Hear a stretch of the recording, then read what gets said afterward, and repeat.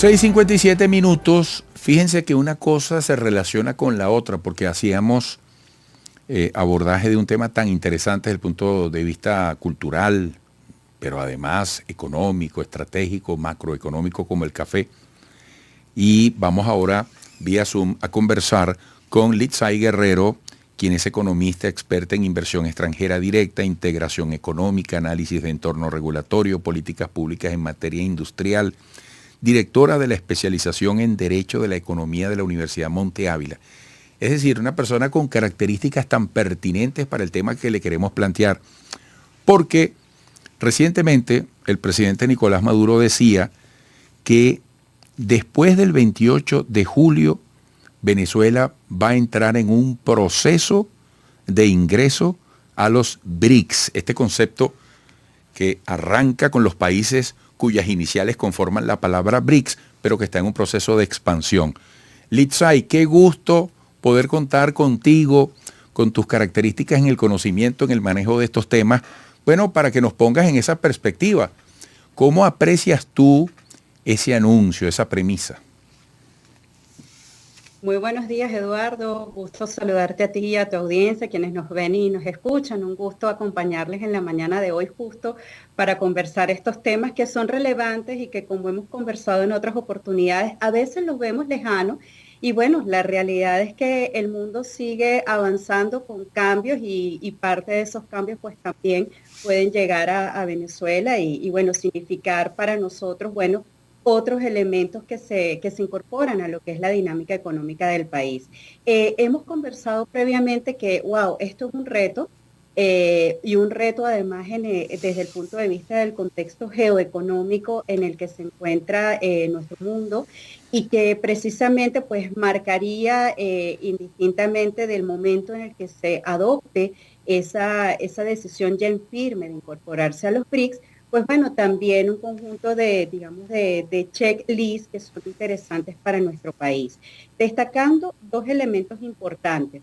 Fíjate, los BRICS, si bien es cierto, se componen hoy en día de países que no son solamente Brasil, China, Rusia, India y Sudáfrica, porque bueno, se han incorporado otros, como es el caso de Emiratos Árabes Unidos, etcétera, están buscando, entre otras cosas, bueno, mecanismos alternativos para ese intercambio comercial.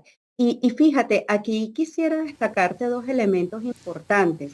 Se ha hablado mucho de la geofragmentación económica, de cómo los países han estado cambiando y cuando hablamos de países hablamos de los principales actores que son, bueno, precisamente los que producen bienes y servicios, han estado cambiando un poco el cómo intercambian. Y particularmente China, India y Brasil han estado posicionándose en todo este marco.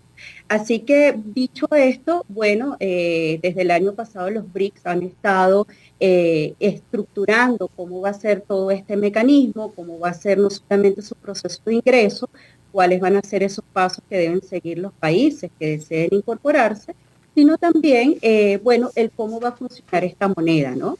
Entonces, bueno, es interesante desde el punto de vista de cómo va a ser esto desde esa formalidad, entendiendo que puede ser la adopción de una moneda, de una canasta de monedas, de esta referencia, o puede ser también eso más un tema ya de directriz de engranar y de homologarse desde el punto de vista de política monetaria. Entonces, todavía esto está en proceso, así que bueno, es un tema al cual hay que seguir y entender desde el punto de vista qué implica esto para Venezuela. Fíjate, Litzai, yo recuerdo que el presidente Maduro, al referirse a este tema, decía que estaríamos hablando de un mercado de aproximadamente 3.500 millones de personas.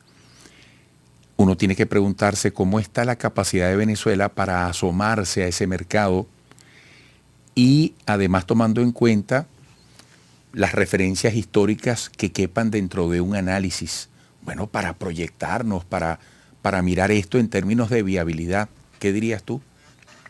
Fíjate, lo primero, no es que hemos estado aislados de comerciar con estos países. De hecho, anoche justo y de cara a nuestra conversación de la mañana de hoy, repasaba los datos que hay desde el punto de vista de cifras de intercambio comercial de Venezuela, que como bien sabes, generalmente pues ubicamos estas cifras espejo, es decir, qué transamos con nuestros principales socios comerciales. Y un dato relevante al cierre del año 2023, en el top 3, es decir, los tres principales países con los que hemos comerciado son Estados Unidos, China y Brasil, tanto desde el punto de vista de las exportaciones como de las importaciones. Por supuesto, acá tenemos incluido petróleo. Así que, a ver, es interesante, es un mercado relevante, teniendo sobre todo a Brasil, que es nuestro vecino, que además compartimos con Brasil el estar en el Mercosur. Pero de cara a lo que serían esas oportunidades de mercado, es muy importante el cómo se construyen capacidades desde el punto de vista de la internacionalización para ese segmento de nuestro aparato productivo que pueda exportar tanto bienes y servicios para estos países. Porque bueno, nuestras empresas, las empresas venezolanas, en estos mercados no es que llegan y son los únicos, van a competir con empresas del resto del mundo, con empresas de esos países también. Entonces aquí es muy importante el cómo la política comercial y la política industrial se van de la mano precisamente para poder sentar bases y condiciones más idóneas para que nuestros productos, nuestros servicios puedan tener ese aprovechamiento de oportunidades. Y bueno, como te decía, es muy importante que se puedan hacer todas estas consideraciones teniendo en cuenta estos históricos de intercambio comercial. En general, Venezuela desde el punto de vista de no petróleo ha tenido un intercambio comercial histórico mucho más dinámico, por ejemplo, con los países andinos, específicamente con el mercado colombiano. Entonces, bueno, esto crea retos y de nuevo, teniendo en cuenta ese estado del arte de las empresas en nuestro país, de esa capacidad productiva. Sabemos por las cifras, inclusive residentes de Industria, por ejemplo, a nivel de la industria manufacturera, tenemos un espacio importante para aprovechar porque la capacidad instalada, de acuerdo a los datos de la última encuesta de coyuntura industrial al primer trimestre, nos dan una medida de que hay una posibilidad de aprovechamiento para el aparato productivo manufacturero, por lo menos de dar esa posibilidad en un 60%, porque en promedio, pues la industria todavía no llega al 40% de capacidad instalada utilizada.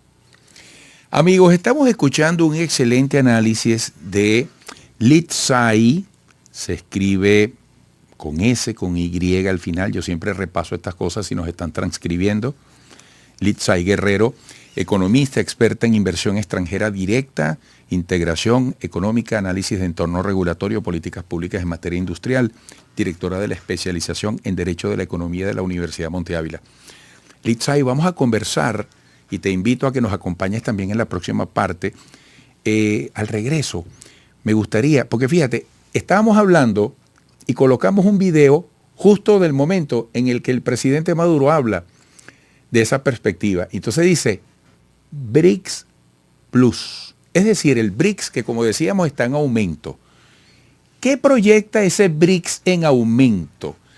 ¿Qué nuevos contrapesos o correlaciones desde el punto de vista de las economías o la economía del mundo, las potencias, los países emergentes, los desarrollados, los subdesarrollados, la política, la geopolítica, Estados Unidos, China, porque todo eso es interesante, porque estamos hablando de un BRICS en crecimiento. Quisiera que al regreso, por favor, comenzáramos por allí. Gracias por acompañarnos, Litzai, y ustedes, amigos, no se aparten. Es solo un momento.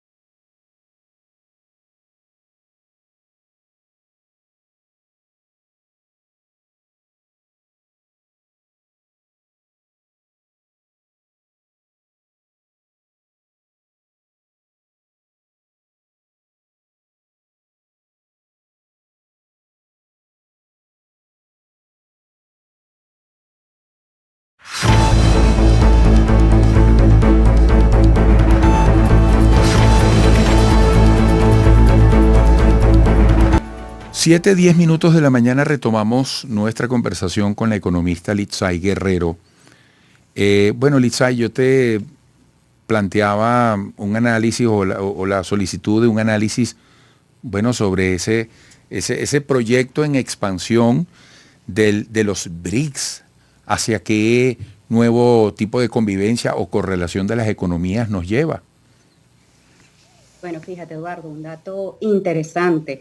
Desde el punto de vista del intercambio comercial internacional, los BRICS, sin contar este plus, tienen un peso de alrededor del 16% de las exportaciones y alrededor del 14% de las importaciones, lo cual nos da una idea de qué tanto este grupo, en principio, y solamente los BRICS, sin ese plus, están moviendo. Otro dato interesante es que de acuerdo al reporte mundial de inversiones de la UNCTAD, al cierre del año 2022, entre el top 20 de las economías que más captaron nuevas inversiones extranjeras directas se encontraban en ese momento nada más y nada menos que China en segundo lugar, y Brasil muy bien posicionada dentro de esas 10 primeras posiciones. Ojo, estamos hablando de que en el caso de Brasil es el campeón, yo suelo llamarlo con todo el respeto, es el campeón desde el punto de vista de captación de inversiones extranjeras en América Latina y adicionalmente en Sudamérica. De igual manera, si pensamos en qué tanto también invierten esos países, empresas de esos países en el resto del mundo, tanto China como India se encuentran en ese top 20 y también Emiratos Árabes Unidos. Ahí sí me traigo a uno de estos países que ahora conforman también a este grupo, forman parte de ese top 20 de principales economías que invierten, cuyas empresas invierten en el resto del mundo. Entonces, tenemos una nueva dinámica, de nuevo, económica muy interesante luego de haber superado la pandemia.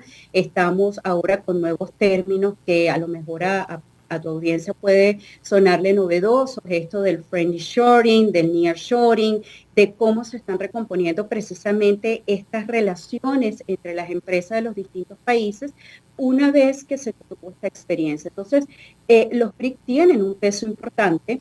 Estos países que se están incorporando no tienen, por supuesto, el mismo peso, entonces allí tenemos que tomar en cuenta, bueno, esa heterogeneidad desde el punto de vista de los tamaños, pero bueno, siguen siendo desde el punto de vista de su concepto inicial, países que en conjunto tienen ese peso importante desde el punto de vista de la dinámica del comercio e inversiones. Entonces, bueno, cuando vemos a Venezuela, Venezuela tiene muchos retos, tiene retos desde el punto de vista de no solo esa reinserción en esta dinámica económica global, sino también el cómo lo hacemos, y de ahí quiero volver a reiterar el mensaje que conversábamos en la sección anterior. Es muy importante la evaluación de cómo estamos y qué necesitamos y esa construcción de capacidades para que nuestro aparato productivo pueda tener el mejor aprovechamiento, sobre todo que cuando van a competir las empresas venezolanas en los mercados internacionales, bueno, hay un tema interesante de ese libre mercado, de competir con otros países cuyos productos y cuyos servicios tienen esos atributos, y bueno, van también con otras condiciones, y lo ideal es que los nuestros vayan también con condiciones idóneas. Litzai, pudiéramos decir que la economía tiene vida propia independientemente de que pueda ser objeto de una estrategia, de una planificación. Y fíjate que está muy influenciada por la política. Yo me pregunto, ¿cómo queda la ideología o cómo quedan las ideologías en todo esto? Las ideologías pueden ser un factor para la exclusión, para ponerle límites al tipo de ingreso o al ingreso de nuevos actores según el criterio que reine internamente. Porque yo, por ejemplo, digo, ¿qué pensará, qué piensa, qué hace los Estados Unidos ante este auge, ante esta presencia de los BRICS? Sí, bueno, lo que hemos leído en los últimos días es que, bueno, están haciendo modificaciones importantes en su política comercial. Ya sabemos además que desde antes de la pandemia, por ejemplo, en el caso particular de China y Estados Unidos, había, y lo voy a decir en buenos términos, por supuesto, como una especie de guerra comercial, se incorporan aranceles generales, listas de productos, los aranceles para que tu audiencia pueda tenerlo mucho más catch up, se trata de cuáles son esas tarifas que deben pagar los productos cuando ingresan a esos mercados y que tienen unos rangos específicos y que van muy en línea con la política que se decanta desde la Organización Mundial del Comercio, pero cada país también puede, imponer en función a cuestiones estratégicas cuáles son esos porcentajes de esas tarifas que aplican.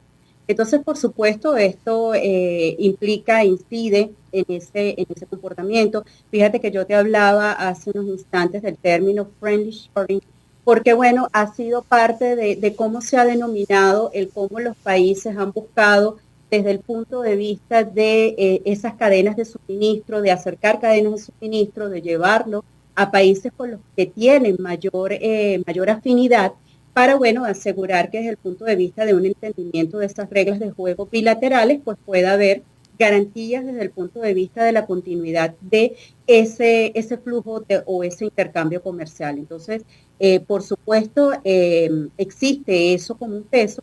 Sin embargo, también debemos decir que cuando estamos en el concierto del comercio y las inversiones internacionales, los que están allí en esa competencia son las empresas, por supuesto, quienes marcan la pauta de cómo hay esa interacción a través de los distintos acuerdos comerciales con los países, los estados a través de las suscripciones de distintos acuerdos, pero al final del día, cuando tenemos las empresas compitiendo en esos mercados, pues van allí ellas con sus características, con sus atributos a competir con el resto. Entonces, al final del día, pues tenemos unas decisiones que toman consumidores y desde el punto de vista de cómo compiten las empresas en ese concierto mundial. Litzai, gracias por ayudarnos a ser testigos de este momento histórico y a conocer un poco mejor este concepto de los BRICS en el contexto de los intereses de Venezuela y de las distintas realidades que se pueden leer desde el punto de vista global. Qué bueno contar contigo. Muchísimas gracias, muy gentil. No, muchísimas gracias a ti, Eduardo. Esperamos que para tu audiencia sigan siendo agradables estos temas y, por supuesto, a la orden, como siempre, para aportarles y apoyarles en este entendimiento y no dejemos por fuera, por supuesto, siempre vemos retos, pero también hay muchísimas oportunidades y tenemos que estar muy pendientes de cómo vaya la dinámica económica global, así que a la orden siempre y que tengan un excelente día. Igualmente, muchísimas gracias a Litzai Guerrero, economista experta en inversión extranjera directa, integración económica, análisis de entorno regulatorio, políticas públicas en materia industrial, directora de la especialización en Derecho de la Economía de la Universidad Monte Ávila. Volveremos.